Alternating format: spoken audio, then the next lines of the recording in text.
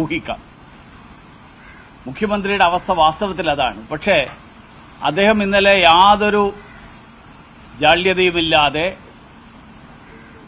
സർക്കാരിന്റെ progress report എന്ന് പറഞ്ഞ് ജനങ്ങളുടെ മുന്നിൽ ഇങ്ങനെ അവതരിപ്പിക്കണമെങ്കിൽ, എന്നിട്ട് അതിന്റെയൊക്കെ കുറ്റം കേന്ദ്ര സർക്കാരിന്റെ തലയിൽ കെട്ടിവെക്കണമെങ്കിൽ അതിന് അപാര തൊലിക്കെട്ടി വേണം.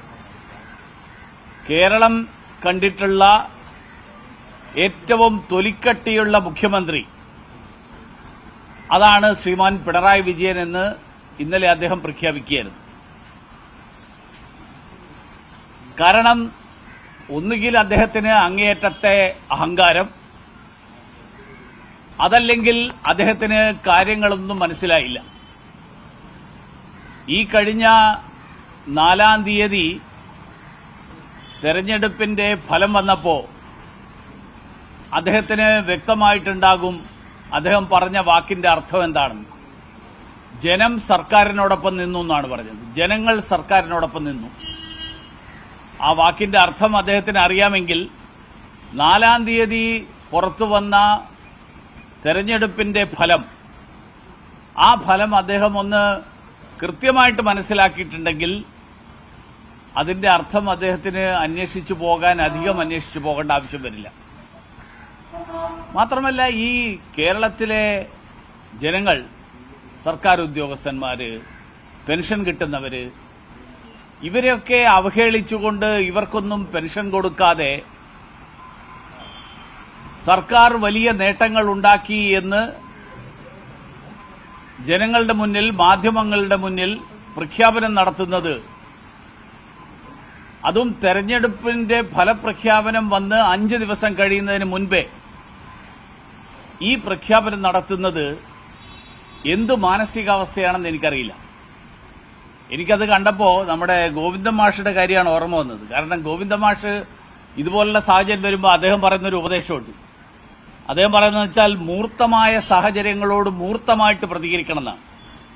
അത് ഈ തെരഞ്ഞെടുപ്പിന്റെ പശ്ചാത്തലത്തിൽ ഗോവിന്ദൻ മാഷ് ഈ മൂർത്തമായ പരാജയത്തിന്റെ പശ്ചാത്തലത്തിൽ മൂർത്തമായിട്ട് എങ്ങനെയാണ് പ്രതികരിക്കേണ്ടത് എന്ന് മുഖ്യമന്ത്രിക്കൊന്ന് പറഞ്ഞു കൊടുക്കണം എന്നാണ് എനിക്ക് സൂചിപ്പിക്കാനുള്ളത്. മാത്രമല്ല, അതിനുശേഷം അദ്ദേഹം ഇന്നലെ നടത്തിയിട്ടുള്ള പരാമർശം, ഈ പുരോഹിതന്മാരുടെ ഇടയിലും വിവരദോഷികൾ ഉണ്ടാകും എന്നുള്ള പരാമർശം, വാസ്തവത്തിൽ ശ്രീമാൻ പിണറായി വിജയൻ താമരശ്ശേരി ബിഷപ്പിനെ നികൃഷ്ടജീവി എന്ന് വിളിച്ച ആ കാലഘട്ടത്തിൽ നിന്ന് ഇത്രയും വർഷങ്ങൾക്ക് ശേഷവും, 8 വർഷക്കാലം കേരളത്തിന്റെ മുഖ്യമന്ത്രിയായിരുന്നതിന് ശേഷവും അദ്ദേഹം ഒരടി പോലും അദ്ദേഹം മാറിയിട്ടില്ല. അല്പം പോലും മാറ്റം വരുത്താൻ മാനസികമായിട്ട് അദ്ദേഹം തയ്യാറായിട്ടില്ല എന്നാണ് ഇത് വ്യക്തമാക്കുന്നത്. വിയോജിക്കുന്നവരെ എങ്ങനെ അവഹേളിച്ച് അധിക്ഷേപിച്ച് വിയോജിക്കുന്നവരോടുള്ള അസഹിഷ്ണുത, ആ അസഹിഷ്ണുതയാണ് ശ്രീമാൻ പിണറായി വിജയൻ അന്നും പ്രഖ്യാപിച്ചത്, ഇപ്പോൾ ഇന്നലെയും പ്രഖ്യാപിച്ചിട്ടുള്ളത്. മാത്രമല്ല, അതിനുശേഷം ബിഷപ്പ് കൂറിലോസ് ഒരു ഇടതുപക്ഷ അനുഭാവിയായിട്ടാണ് ഞാനൊക്കെ മനസ്സിലാക്കിയിട്ടുള്ളത്.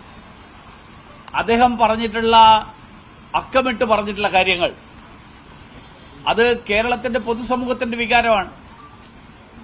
കാരണം 20 ലക്ഷം തൊഴിൽ കൊടുക്കുമെന്ന് പറഞ്ഞു. ഇതുവരെ 2 ലക്ഷം തൊഴിൽ കൊടുത്തു എന്നാണ് പ്രോഗ്രസ് റിപ്പോർട്ട് പറയുന്നത്. ഇതേ കാര്യമാണ് ബിഷപ്പ് കൂറിലോസ് പറഞ്ഞിട്ടുള്ളത്. അത് വലിയ നേട്ടമാണ് എന്ന് പിണറായി വിജയൻ പറയുമ്പോൾ അത് കേരളത്തിലെ ജനങ്ങൾക്ക് ബോധ്യമായില്ല എന്നുള്ളതുകൊണ്ടാണല്ലോ ഈ കഴിഞ്ഞ തെരഞ്ഞെടുപ്പിൽ ജനങ്ങൾ മാർക്സിസ്റ്റ് പാർട്ടിക്ക് പല സ്ഥലങ്ങളിലും 3-ാം സ്ഥാനം കൊടുത്തത്. മാത്രമല്ല, ബിഷപ്പ് പറയുന്നു സാമ്പത്തിക അച്ചടക്കമില്ലായ്മ സർക്കാരിന്റെ ഒരു വലിയ പോരായ്മയാണ്. 1600 രൂപ പെൻഷൻ കൊടുക്കാൻ കഴിയാത്ത ആളുകൾ, പെൻഷൻ കൊടുക്കാൻ പണമില്ല എന്ന് പറയുന്ന ആളുകൾ, അവര് നവകേരള സദസ്സിന് വേണ്ടിയിട്ട് പണം ചെലവാക്കുന്നു, കോടികൾ ചെലവാക്കുന്നു. ലോക കേരള സഭ എന്ന് പറഞ്ഞിട്ട് വലിയ മാമാങ്കം നടത്തുന്നു.